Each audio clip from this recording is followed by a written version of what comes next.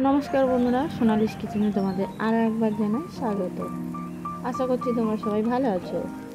তো আজকে আমি বানাচ্ছি পনির বাটার মশলা। তো এখানে নিয়ে নিয়েছি পনিরটা স্কোয়ারভাবে কেটে নিয়েছি, মানে চারকোনাভাবে, দেখতেই পাচ্ছ। তারপর এর মধ্যে দিলাম স্বাদ মতো লবণ আর red chilli powder, Kashmiri red chilli powder দিলাম, দিয়ে পনিরটা ভালো করে ম্যারিনেট করে নিলাম। নিয়ে ওটাকে সাইডে রেখে দিলাম। এদিকে একটা মিক্সিতে পেস্ট বানাচ্ছি, তোমরা চাইলে শিলনোড়াতে বাটতে পারো।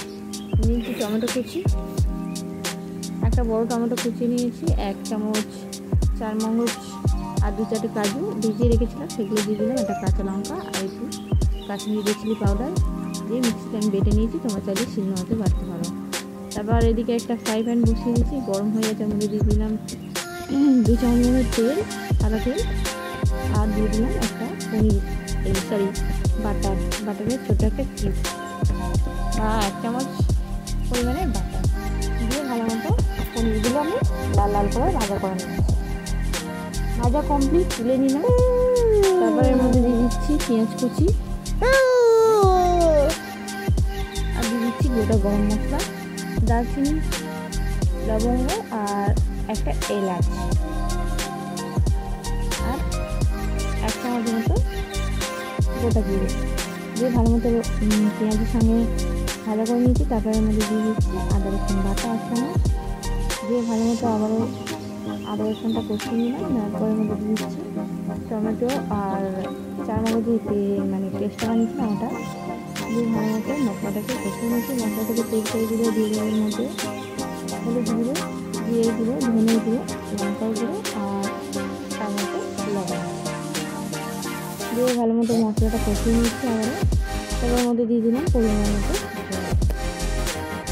দিয়ে ভালো মতো আবারও ফুটে উঠলে এর মধ্যে দিয়ে দিচ্ছি 2 চামচ মতো ফ্রেশ ক্রিম। তারপর ভালো করে মিক্স করে নিয়েছি ফ্রেশ ক্রিমটা। তারপর উপর থেকে দিয়ে দিলাম কসুরি মেথি দিয়ে আবার 2 মিনিট ফুটিয়ে নিয়েছি। নেওয়ার পর এর মধ্যে দিয়ে দিচ্ছি পনিরগুলো, যেগুলো আমি আগে থাকতে ভাজা করে রেখেছিলাম সেগুলো। তারপর উপর থেকে দিয়ে দিচ্ছি ধনে পাতা কুচি, 1 চামচ বাটার আর গরম মশলা দিয়ে ভালো মতো মিক্স করে নামিয়ে দিয়ে আমাদের পনির বাটার মশলা দেখতেই পাচ্ছ। আর এদিকে সার্ভ করবো। এবার আমি এদিকে ঢেলে নিয়েছি একটা পাত্রের মধ্যে বা বাটির মধ্যে, একটা থালার মধ্যে স্যালাড নিয়ে নিয়েছি, শসা, পেঁয়াজ, পনির আমি তুলছি, আর আমি পনির বাটার মশলার সঙ্গে বানিয়েছি আটার পরোটা 3 কোনা।